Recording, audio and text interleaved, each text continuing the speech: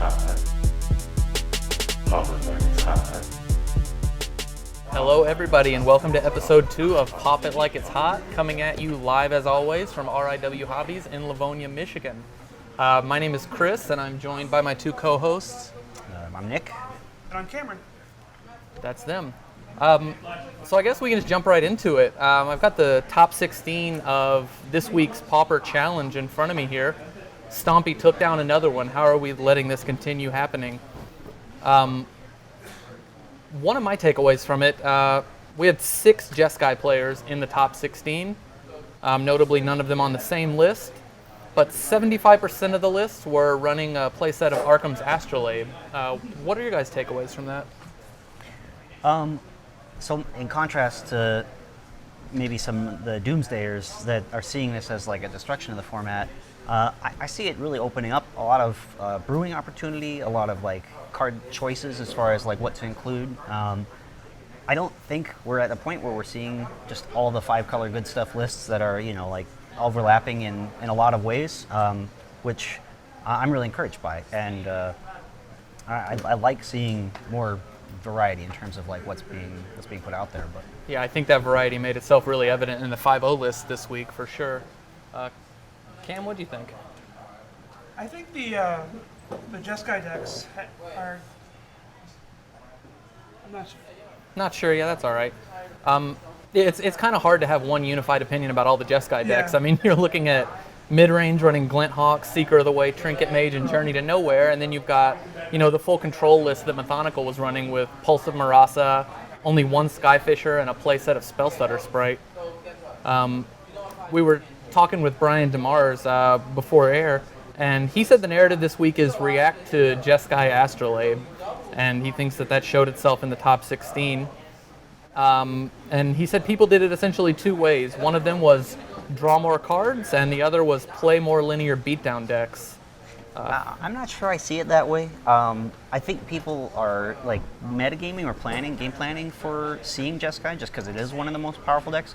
But if that was the case, then I think a lot of the aggro decks might have fallen by the wayside. But we're seeing some diversity even in the aggro decks that are chosen. And I liked seeing this Fangren Tron, which felt like a solid meta choice given that there's not a whole lot of like destroy target effects, just damage-based stuff. So you landing an early Crusher or Fangren Marauder is really brutal against a ton of decks in the format right now. Yeah, I would agree with that. After I managed to 1-3 drop this challenge, I was watching Hirobi's stream, and Fangren Tron was getting there against a lot of, you know, the quote-unquote meta decks. He was taking out your best friend Birdman's Tron list pretty easily with his he ran a playset of Relic of Progenitus in the sideboard, and it was a lot to overcome.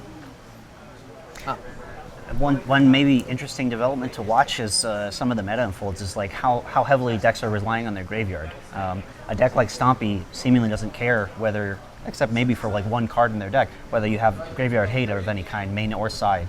So we may see some shift away from decks that are like relying really heavily on interacting with their graveyards. Yeah. But I mean, a lot of these lists are also kind of resilient to that with Ephemerate. One thing that I noticed in some of the discussion among competitive players, especially on like the Pauper Discord, is how their feeling is not so much Astro versus the field, but more of Ephemerate versus the field, or Ephemerate versus non-Ephemerate decks, and how quickly you're able to establish that, and how powerful that is within sort of a game within a game that's going on. Yeah, for sure. How do you feel like Ephemerate you're a Tron player, how do you feel like Ephemerate has changed that deck and its place in the meta? I think it's made it a little bit more resilient to graveyard hate because you don't need to. With 2 Ephemerates, you don't need to rely on the graveyard. I think it has just made it more streamlined. Just 1 mana cards are better than 2 and 3 mana cards a lot of the time. So you would say even in the decks that traditionally rely solely on the graveyard, like Tron, you're kind of moving away from that at least a little bit. Yeah. Okay. Great.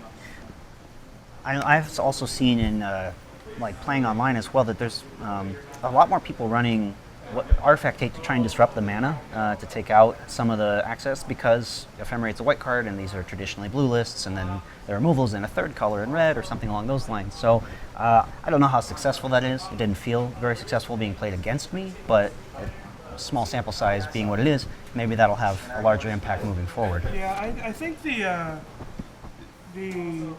artifact hate is less good against Tron than people think it is.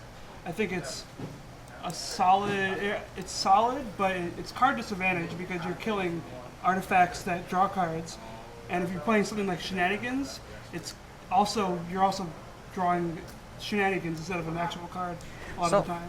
If we're making it to the late game, I think I would agree. But a lot of these decks seem to be playing it as a tempo play, just trying to take you off that color to make them buy themselves a second turn of attacking where you don't have that interactive card either in the form of a fog or in removal and you have to spend your mana, building that back up a whole other turn. So it's like a pseudo time walk in some senses. Absolutely. In my experience, when you're fighting Tron, you're not necessarily fighting the amount of mana they have up, but you're fighting the number of colored sources and the number of spells that they can cast in a given turn. So we've talked a little bit about what the challenge looks like, and I guess the question I'd like to pose to you guys is, how much weight do you put on the challenges in terms of being representative of the pauper meta, as it were? I think the biggest thing that the challenge meta gives you is consistent top-level play. I think the average paper event is going to have, especially at the bottom level of the players, I think there's going to be fewer super talented players and more People that are just kind of casual getting into the kind of- format, Yeah. playing casually, Yeah. playing a pet deck. I can agree with that. I mean, you've got in the challenge, you say you average 60, 65 players, and I think the 65th player in the challenge is going to be, fighting for the top 8 in a lot of paper tournaments, as many as there are. So I don't know that Nick I would disagrees. give that hate that much on the paper players. I think you may have we have a latecomer to our cast here, fellow The grinder. late, great Dave Polzin has Fellow joined grinder the Dave cast. Polzin. We're just discussing the benefits or demerits of the online versus paper metas as far as what you want to weigh. And as far as paper, the online challenges feel a little bit inbred or cannibalistic to some extent. The client itself kind of limits what can show up.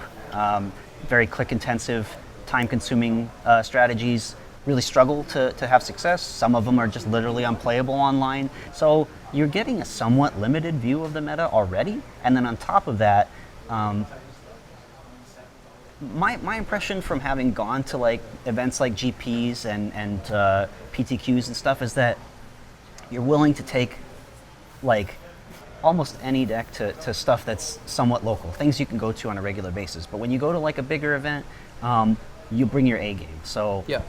you'll see better decks, I feel like, in paper. But online, the ease with which you can enter, and they happen every week. So even though that's a benefit that you're getting consistent decks, you also get kind of funky stuff. So I think some decks like the Fangrid Tron may have just been solid for that particular meta, but who knows if it would have had success in a larger meta that's more open.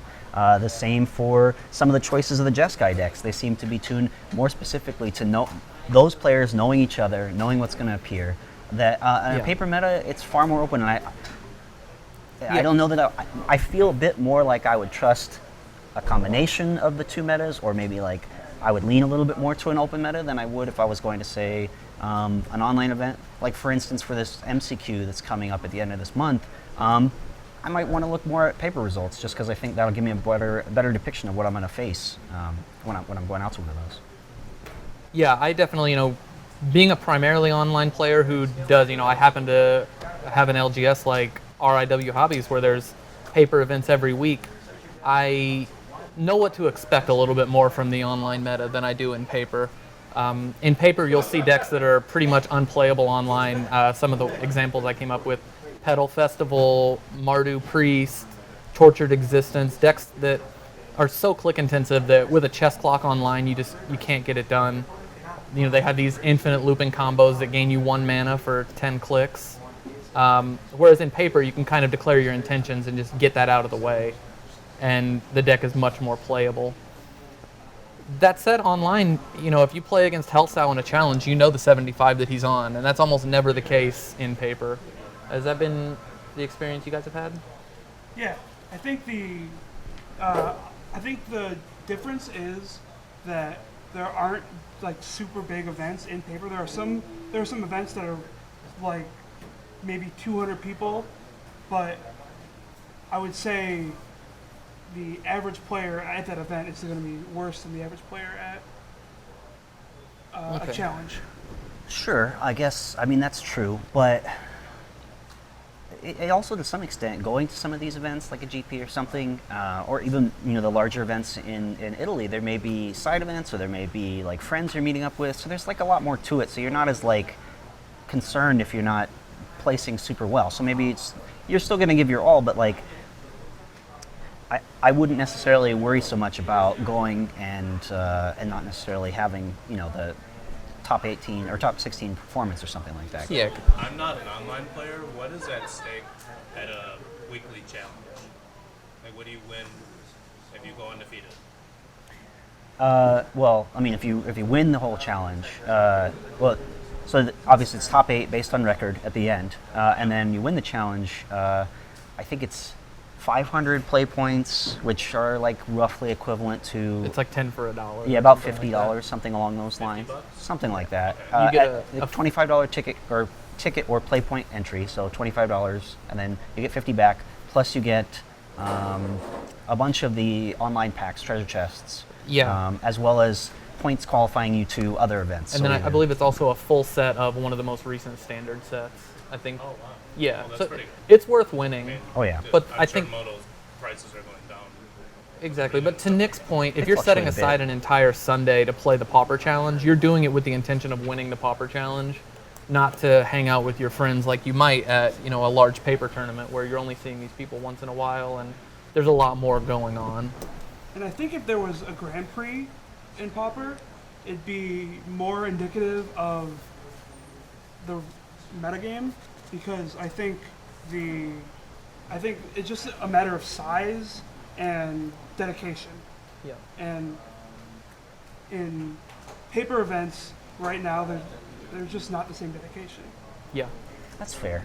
It's I more think when casual. you see boggles, like nobody's being like, oh, I love boggles. I'm gonna go and smash some people with this week to week. It's like not an enjoyable deck. Well, What do you mean? I've been grinding boggles Yeah, for but, like, weeks. I you'll love see that people deck. Try and spike with, like they won't week to week here play it. It's not enjoyable Sure. for anybody. Yeah, if you have, Everybody always if says. every week you have an opportunity to play, then you can switch decks week to week to week and try to spike it based on the meta or based on your read of what's going on. But it's certainly not going to happen if you're going to a GP, I just because think there's less big events, so like the format is changing a lot because like if we had all these changes happen to like modern, all these cards get introduced, a whole new set, all this like it'd be insane. So, Sure. like, so we've had that, but we haven't had these big events to like prepare for. I think the MCQ coming up is like one of like the second substantial event that we're preparing for 2 weeks from now. Yeah. That is like, hey, what are you doing to prepare for this if you're really serious about it? Yeah, absolutely. Trying to A be ticket to the competitive. Pro Tour is something that everybody's interested in, from the lowest to the highest levels of Magic, and Maybe. to have a Pauper MCQ online that everybody's going to have access to from their house. Right. That's huge, and I'm very interested to see what the meta looks like there. Yeah. I think to prepare for that, like looking at paper events, like obviously we have the luxury of an LGS like RW where there is a weekly event. We're all pretty competent. We've been growing it. We have good players, so we can sense it. But Yeah. I think that's why you have a big draw for the online is, if you live in a rural area, you don't have an LGS that plays Pauper. Sure. Absolutely. So I think that was a great discussion. The next thing I really wanted to get into, and I think we've talked about this a little bit before the show, is the deck that's been taking down challenges left and right. It seems like maybe arguably the best aggro deck in the format right now. It's Mono Green Stompy. Brian DeMars recently piloted a list from a local player here, Chris Shavers, to 3-0 in week 4 of the PPL. He had to 3-0 to get to the playoffs, so that was the deck he sleeved up. Dissonance has recently, he won this week's challenge. Green Printing, I know, has taken down a challenge with more or less the same 75. So I just kind of wanted to dig into Stompy and, discuss why it's taken the place that it has in the metagame and get your thoughts on the deck in general. Well, the feeling I've always had about Stompy is maybe similar to what other formats think of Burn as, where it's kind of like the sheriff of the format. Like you build your deck knowing you have to beat a deck that's going to kill you on turn 4, and that's Stompy. It's just super consistent. You know if you don't interact, you're going to be dead by turn 4, so you got to have a plan for dealing with a deck of that nature. Just a ton of 4-ofs for the most part, or just super consistent as far as like creatures that have the same stats, and just getting it done quickly. I think, like I remember conversations back in like Lowland Block, and it was like, oh, Figure of Destiny deck, Cryptic Command deck. Like for me, this is a Burning Tree Emissary deck. Yeah. And it's better at, obviously it's not great against like Moments Piece, but I feel like that's kind of on a downtick. You don't see the 4 Moments Piece decks. But I feel like this is the more resilient build of Burning Tree Emissary deck compared to like the red versions. And then in recent sets, this has actually been, I can't think off the top of my head of another card other than Goblin Grenade that has really helped aggro decks as much as we've seen Savage Swipe help Stompy. The other card I guess that it's gotten recently is Winding Way, but looking at the list here, Dissonance actually did not run any Winding Ways in his list, which is an interesting note. I don't know that I've seen too much inclusion of Winding Way, because this is not necessarily a deck that plays to card advantage. There's maybe some built-in stuff like Rancor, possibly Elephant Guide, but I think actually we have someone who's just joined us who could probably give us a better insight on that. This is, if you want to introduce yourself over there, Chris. Would you like to introduce yourself? Oh yeah, so hi, I'm Chris. I play Stompy a lot. It's the only deck I play, and How long have you been playing the deck? about a year and a half. Year and a half? All right. Yeah, I've top 8'd a 2-1Ks with it, so that's my claim to fame.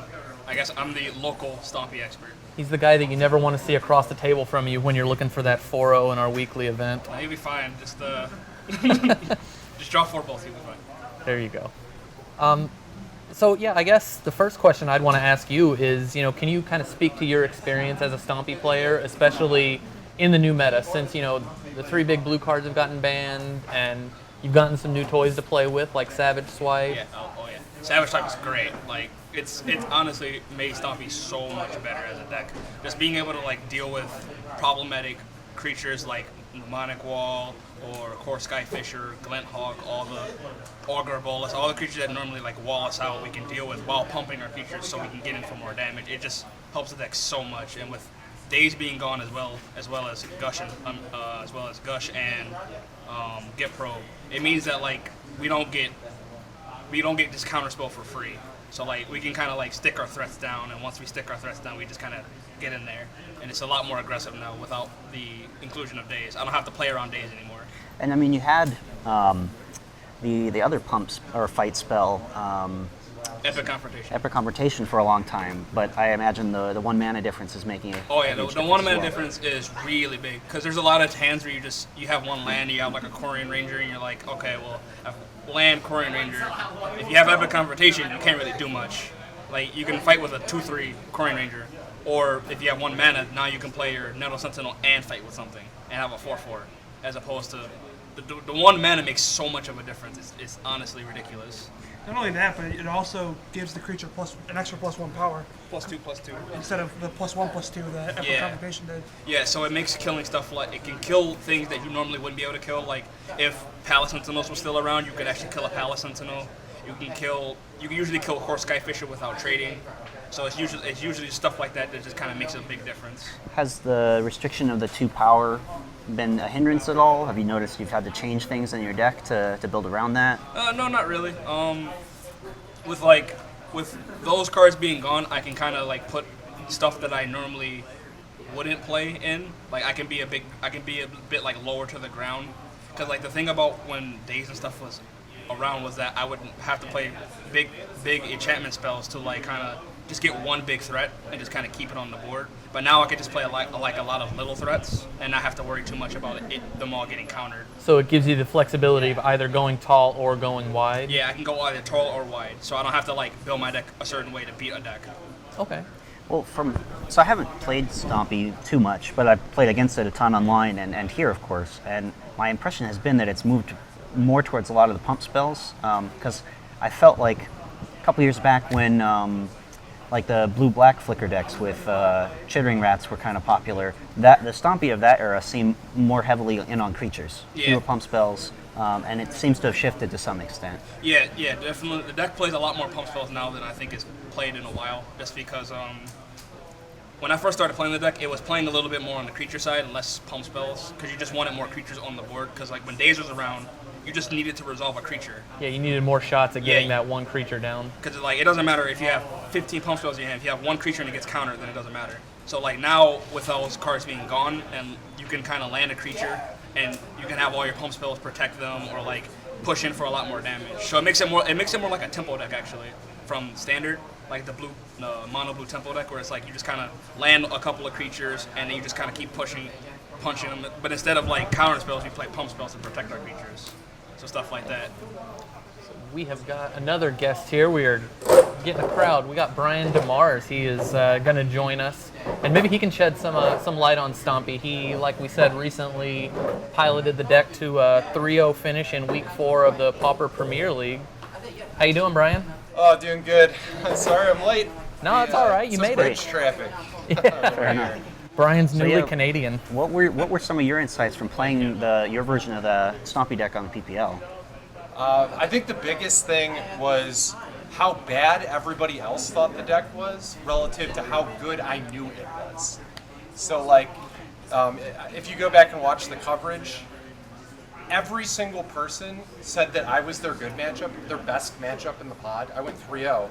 Every single person thought that they had their best matchup of the round robin was against Stompy, and then every single like commentary team picked me to lose. It was really crazy because, I mean, like we said, you know, we're playing against Chris Shavers every week. We know the power of Stompy. We've seen the challenge results. So for somebody to say that, I think you played against the Skyfisher Tron list, you played against Aristocrats, Yeah, I played. and you played against a Crumbling Vestige Bogles list. Yeah, Andreas was on the Bogles, Brian Koval was on the Whitetron, and Alex was playing Aristocrats. Yeah, if you guys haven't gotten a chance to check out those matches, they're on Cool Stuff Inc.'s Twitch, and I believe their YouTube as well at this point. Yeah, it's one of those things where I think Stompy gets a bad rap as a deck. Like, people think of it as like a little kid deck or a one-dimensional deck or whatever, but one-dimensional decks can be very powerful. Burn is a very powerful strategy. Stompy is the same thing. It's linear, very fast, very aggressive.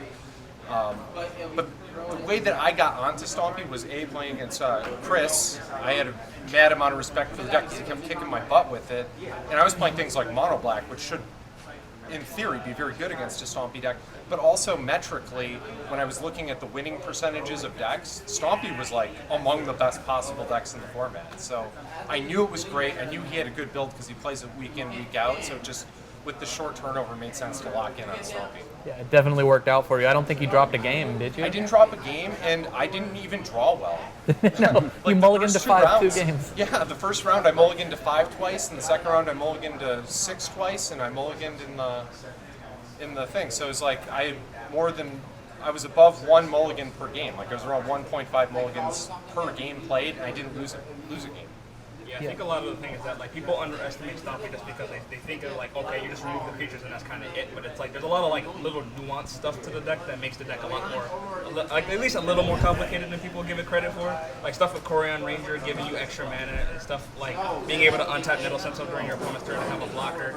It's just little stuff like that that actually makes the deck a little bit more complex than people give it credit for. And people are also underestimating the deck means that they're not prepared to deal with it. Like the Tron deck that I saw didn't have Moment's Peace, didn't have Stonehorn, it didn't have Ghostly Flicker, it didn't have a lot of stuff that normally walls that kind of deck out. So when it doesn't have the stuff that like Fog me or like Fog Brian, then like Brian just can sit there with like his hand of creatures, just like, okay, I'm just gonna slap my creatures on the board and turn them sideways, and it's not gonna be able to do anything about it. Yeah, and he's of course talking about Brian Koval's list from the PPL. Yeah. So I guess we've talked a lot about the strengths of Stompy and why it's winning challenges and why it's really good. What do you look at as some of the weaknesses of the deck? What are the matchups you don't like to see when you're playing Stompy? So usually the matchups I don't like to see are matchups like Tron that has Moment's Peace, Ephemerate, Mnemonic Wall, stuff like that, because usually what ends up happening is it gets later in the game, you stop being able to deal damage because the deck has no reach, and that's a big problem with the deck. Without reach, the deck can't really get past like a Moment's Piece. So without being able to get past Moment's Piece, once they start ephemerating and locking you out of the game, you can't. You can't deal any more damage. And once you can't deal any more damage, they can effectively clear your board, and you're essentially locked out of the game.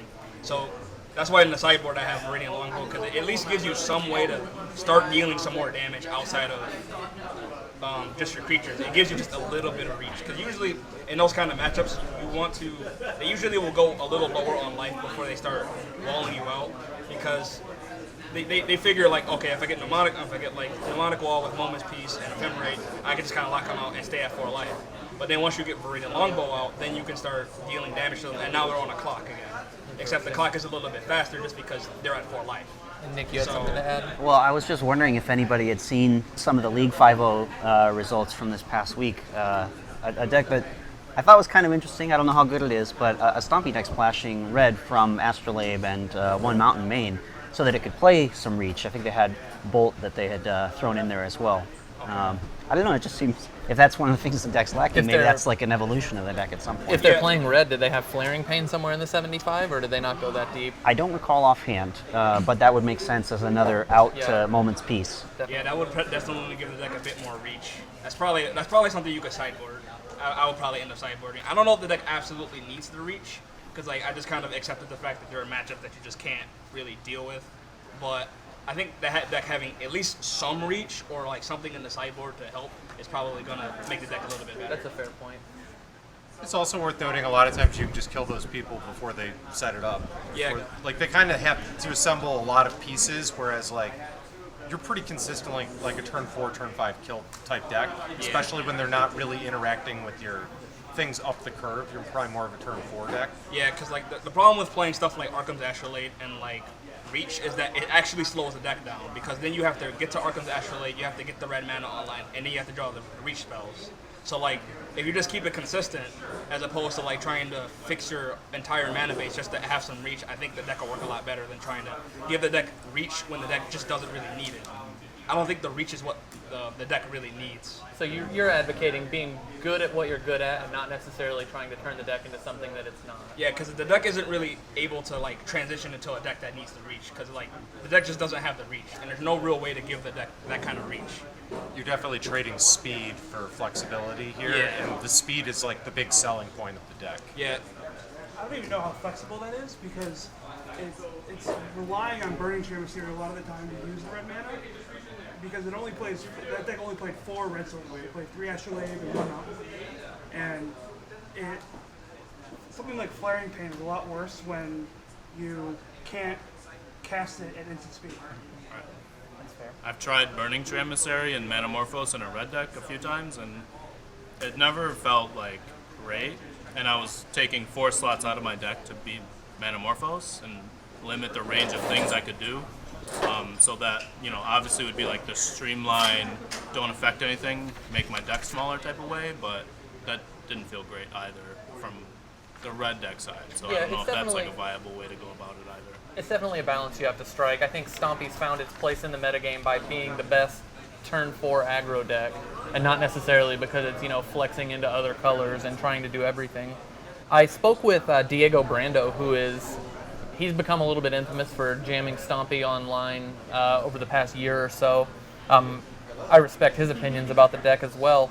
And speaking to the deck's weaknesses, he was pretty in line with what you said, Chris, saying that Stompy's going to get demolished by a meta full of Stonehorn Dignitaries and Fog effects. Yeah, it's like when the meta shifts to the point where it's like a lot of people are just playing fogs, the deck just kind of gets worse. Yeah. And I've tried to play through those decks. It's just not fun.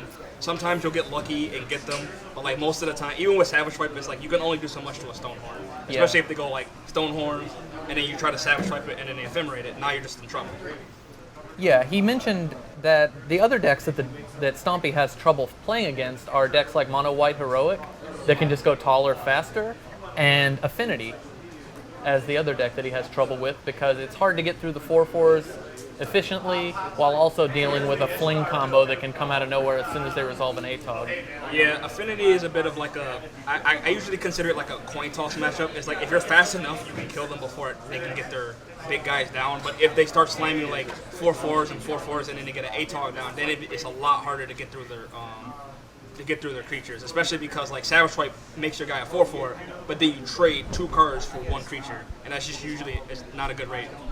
And it's just that's one of those matchups that are just definitely gets better with the sideboard. Go ahead. I think that's just the combo, aggro control triangle, Yeah. showing how it really works. But yeah. Yeah, I played the matchup a couple of times online. I agree. I thought it was like, I don't think it's a bad matchup. I thought it was like about 50-50. Yeah. The 4 Gleeful Sabotages were like pretty huge, and just like being able to quickly like double Stone Rain them and then go around, or just blow up like a Mirror Enforcer or something. Yeah, because one of the big things about Gleeful Sabotage is that like it's not necessarily for killing a deck, it just makes them stumble, and that's all you want them to do. Right. They stumble once or twice, and then all of a sudden now they're in trouble because they're at 6 life and they're staring down 4 creatures. Double Stone Rain though, like real fast, because you have so many cheap creatures to enable Conspire. Like you could, I felt like I won a lot of games just like double Stone Ring you, like get out of here. Yeah, or like my favorite combo that I've done before is like Burning Tree, and this Gleeful Sabotage with Conspire. That's so pretty it's sweet. a turn. It's essentially a turn 2 double Stone Rain. Yeah, that's insane. I did not get that draw, but that Yeah. would be nice. Yeah. Something to look forward to. Yeah. This has been great. Chris, we appreciate you being here and giving your insights into Stompy. We're kind of running into the time that we had set aside for ourselves. I did want to ask, one more question that I guess we can kind of go around the table and get everybody's opinion on. We talked a lot about the meta, and it was a little before you got here, Brian, but we talked about the meta and where we see the meta being right now. So I guess I just want to kind of go one at a time and, how do you interpret the meta as it stands right now? Okay. Like You wanna broad go- strokes or more specific?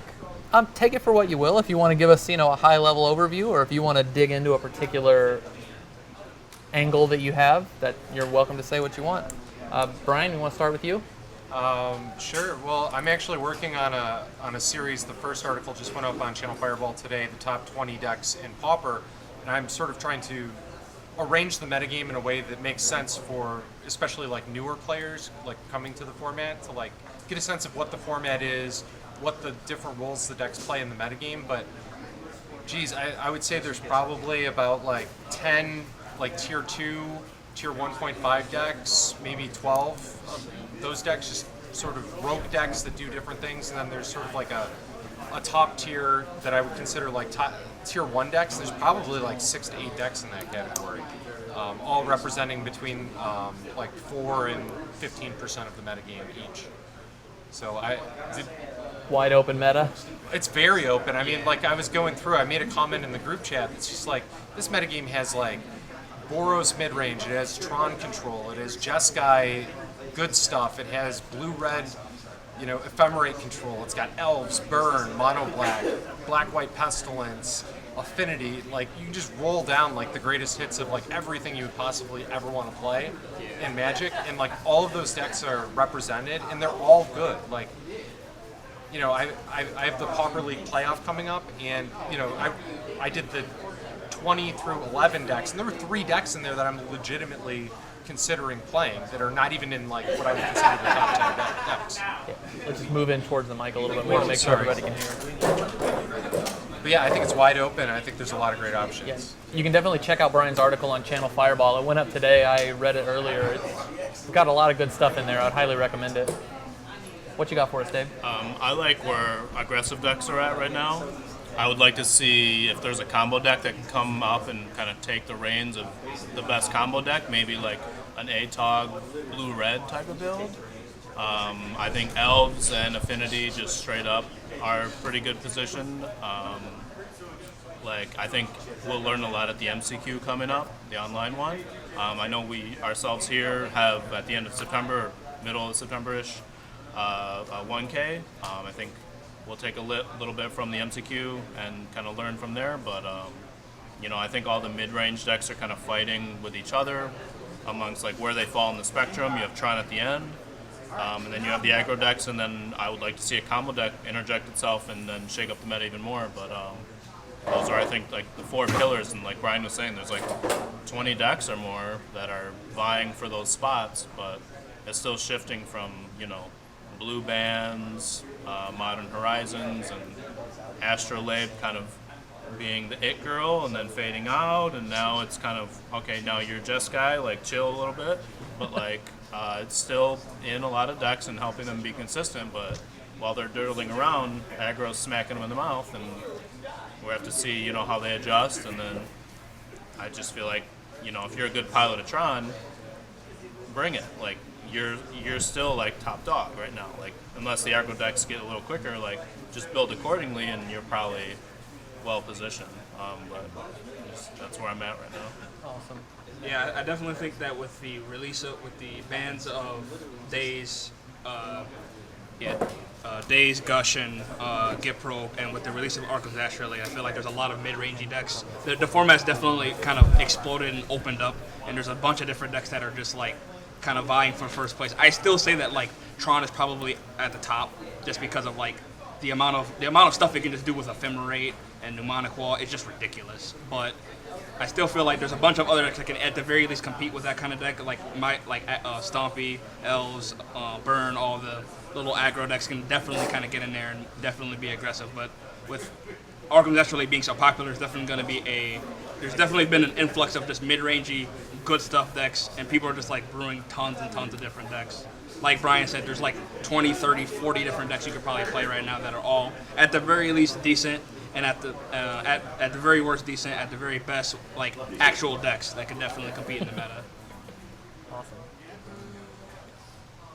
I think the big thing in this metagame is just that Tron is the best deck, and there's a bunch of decks that are. I'm the Tron player here. Let me Let him have his say. I think Tron is the best deck, and I think there are a bunch of decks that have game against Tron. I don't think Tron is an over. I don't think it's an over. I don't think it's too much of the metagame, and I think it's. I just think it's the best deck, and I think everything else is fighting to be second place, or I guess, yeah, fighting to be second place. Great. Yeah, as far as my take on the metagame, not only am I losing to Jeskai, maybe a little more than other decks, I'm losing to Tron, I'm losing to things like Wall Combo, I'm losing to Bogles, I'm losing to Stompy. Well, you just lose like constantly. Right, but I'm saying I'm losing to a variety of things. It's not like before when I was only losing to Tron and Delver. So I think we're in a really healthy spot right now where people are trying to find the best ways to use some of these cards that seemingly were printed for our format. It's something we haven't had before. We never had R&D make a card like Savage Swipe that looks like it was tailor-made for Pauper. We've never had that recognition from R&D, and I think the meta is in a really interesting place right now, and we're going to find out soon whether or not it's going to continue to be this kind of diverse Wild West format where you don't know what you're going to see, or if we're going to settle down and find out that maybe we should ban Urza's Tower. I think time will tell that story. So, Nick, what do you have? So I guess it depends kind of on like some people want to split the meta into fast decks versus slow decks. Some people want to split it into sort of pre-made archetypes like aggro, combo, mid-range. I do kind of see things devolving towards like abusing an engine versus being faster than the said engines that are being established. So I would like to continue to see development and brewing, and I've been watching like on Discord and Reddit and some other places that I'm seeing people kind of come up with things. Maybe we'll see some combo lists show up. I know there's been some ATOG shift, what they call it now, decks that are popping up that are really all in on ATOG, and I'm actually working on brewing some other stuff myself that are combo related. So. There are some things missing as far as like traditional archetypes. It does kind of feel like you're split into two camps to some extent, that you either play fast or you have this like hyper efficient late game. So as long as it keeps, the field stays pretty open, and the number of decks stays pretty high that's viable, I'm happy. So we'll just see how things go. Although I tend to favor degenerate metagames anyway, so I like playing with broken cards. I miss Gush, but you know, we'll see how things develop. Mr. Psychotog over here. Oh, I wish. Please, R&D, please. Let's not try. Oh, yeah. All right. Well, that is as good a place as any to end on. Thank you, everybody, for tuning into episode 2. As always, we're going to be here every Wednesday at 5:30 at RIW Hobbies in Livonia, Michigan. We hope you continue to tune in. And come out if you can. Yeah, play. come out. We're here every Wednesday. You'll get 4 rounds of great pauper. And Friday. And Fridays now. We have pauper F&M. So yeah, I want to give a thanks to Chris Shavers for lending us his expertise on Stompy. Thanks to Diego Brando for taking some time to sit down with me and lend me his expertise. Thanks to all my co-hosts here. And we hope to see you next week. Pauper learning's hot. Pauper learning's hot. Pauper learning's hot. Pauper learning's hot. Pauper learning's hot. Pauper learning's hot. Pauper learning.